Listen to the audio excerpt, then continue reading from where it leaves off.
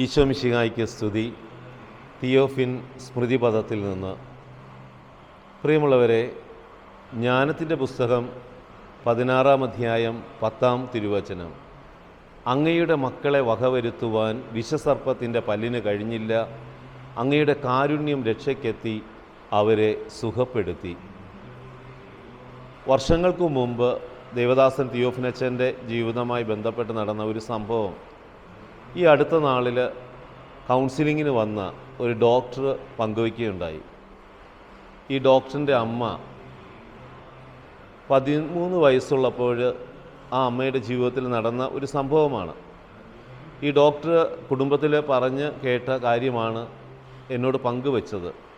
ഈ ഡോക്ടറിൻ്റെ അമ്മ പഠിക്കുന്ന സമയത്ത്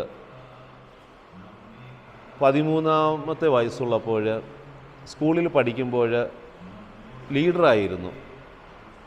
അപ്പോൾ കൂടെയുള്ള കുട്ടികൾ, പ്രശ്നക്കാരായിട്ടുള്ള കുട്ടികൾ എന്തോ അതിക്രമം കാണിച്ചപ്പോൾ സ്കൂൾ ലീഡറായിട്ടുള്ള ഈ പെൺകുട്ടി ടീച്ചേഴ്സിനോട് കംപ്ലൈൻറ്റ് പറഞ്ഞു.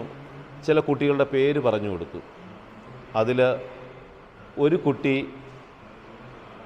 അത് വളരെ റിവഞ്ചായിട്ട് എടുത്തു. വീട്ടിൽ ചെന്ന് പറഞ്ഞു. ആ വീട്ടുകാർ അല്പം മന്ത്രവും തന്ത്രവും ഒക്കെ ഉള്ളതായതുകൊണ്ട് ഈ മകളെ വേദനിപ്പിച്ച ആ കൂട്ടുകാരിയെ, ഈ ലീഡറായിട്ടുള്ള ഈ പെൺകുട്ടിയെ ഏതെങ്കിലും രീതിയിൽ തകർക്കണമെന്ന് വിചാരിച്ച് എന്തോ കൂടോത്തര പ്രവൃത്തികൾ ചെയ്തു. ഈ പെൺകുട്ടിയുടെ ശരീരം തളർന്നുപോയി. അങ്ങനെ 13 വയസ്സ് മുതൽ 16 വയസ്സ് വരെ ഈ പെൺകുട്ടി, ഈ ഡോക്ടറിൻ്റെ അമ്മ തളർന്നു കിടക്കുകയായിരുന്നു.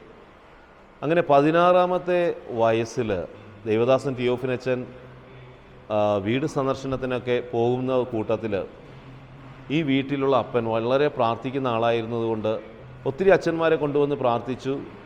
വലിയ മാറ്റമൊന്നും ഉണ്ടായില്ല. അവസാനം ദേവദാസൻ തിയോഫിനച്ചനെ വിളിച്ചുകൊണ്ടുപോയി മകളുടെ കാര്യങ്ങളൊക്കെ പറഞ്ഞു. അച്ഛൻ വീട്ടിൽ കയറി ചെന്നപ്പോൾ ഈ പെൺകുട്ടി ബെഡ് റിഡനായിട്ട് കിടക്കുകയാണ്. 16 വയസ്സുണ്ട്. ദേവദാസൻ ചെന്ന് ആ പെൺകുട്ടിയുടെ കവിളിൽ ഇങ്ങനെ സ്നേഹത്തോടെ തട്ടിയിട്ട് പറഞ്ഞു, മോളെ എഴുന്നേറ്റ് നടക്ക്, മോളെ നീ എഴുന്നേൽക്കടൈ എന്ന് പറഞ്ഞു. അവൾ ആദ്യം എഴുന്നേൽക്കാൻ ശ്രമിച്ചു, എന്നാൽ പറ്റിയില്ല. എന്നാൽ ദേവദാസൻ ഉറപ്പോടെ പറഞ്ഞു, ഞാൻ പോയി കഴിയുമ്പോൾ ഇവൾ എഴുന്നേറ്റ് നടക്കും. പ്രിയമുള്ളവരെ, ദേവദാസൻ തിരിച്ച് ആശ്രമത്തിലേക്ക് തിരികെ നടന്നു. തിരികെ അദ്ദേഹം എത്താനായിട്ട് യാത്ര ചെയ്തു. അല്പസമയം കഴിഞ്ഞപ്പോൾ ഈ പെൺകുട്ടിക്ക് അവരുടെ വീട്ടിലുള്ളവർ ഇവളെ പിടിച്ച് എഴുന്നേൽപ്പിക്കാനായിട്ട് ഒരു വടിയൊക്കെ കൊടുത്ത് എഴുന്നേറ്റ് നിൽക്കാനൊക്കെ പറഞ്ഞു. അവൾ എഴുന്നേറ്റു, വടി പിടിച്ച് ആദ്യം നിന്നു. അല്പസമയം കഴിഞ്ഞപ്പോൾ വടിയില്ലാതെ തന്നെ നടക്കാനായിട്ട് തുടങ്ങി. ദൈവദാസൻ്റെ അത്ഭുതകരമായ ശക്തിയാണ്. പൈശാചിക നാരകീയ അന്ധകാര ശക്തികളെ ശാസിക്കുവാനും പുറത്താക്കാനും സൗഖ്യം കൊടുക്കുവാനും ദൈവദാസനൊരു ശക്തി ഉണ്ടായിരുന്നു. ഈ അടുത്ത ദിവസങ്ങളിൽ ഈ ഡോക്ടർ, ഈ മകളായ ഡോക്ടർ വന്നപ്പോൾ പറഞ്ഞതാണ്, അമ്മ ഒരു 6-7 വർഷങ്ങൾക്ക് മുമ്പ് മരിച്ചുപോയി. ഈ അമ്മയെക്കുറിച്ച് ഈ വീട്ടിലുള്ളവർ, നാട്ടുകാരും പറഞ്ഞ ഒരു കാര്യം ഈ ദൈവദാസൻ്റെ സൗകര്യത്തിൽ വന്നപ്പോൾ ഈ ഡോക്ടർ എന്നോട് പങ്കുവച്ചു. പ്രിയമുള്ളവരെ, ഈ വചനം എത്രയോ സത്യമാണ്. അങ്ങയുടെ മക്കളെ വകവരുത്തുവാൻ വിഷസർപ്പത്തിൻ്റെ പല്ലിന് കഴിഞ്ഞില്ല, അങ്ങയുടെ കാരുണ്യം അവരുടെ രക്ഷയ്ക്കെത്തി അവരെ സുഖപ്പെടുത്തി. ജ്ഞാനം 16:10. ദൈവം നിങ്ങളെല്ലാവരെയും അനുഗ്രഹിക്കട്ടെ. ദൈവദാസൻ തിയോഫിനച്ചൻ നമുക്ക് വേണ്ടി ദൈവസന്നിധിയിൽ മാധ്യസ്ഥം വഹിച്ച് കർത്താവിൻ്റെ കൃപയും അനുഗ്രഹവും സംരക്ഷണവും സൗഖ്യവും നമുക്ക് വാങ്ങിത്തരട്ടെ എന്ന് പ്രാർത്ഥിക്കുന്നു, ആശംസിക്കുന്നു. സ്നേഹപൂർവ്വം, ബിനോയ് ലീൻ കപ്പൂച്ചൻ.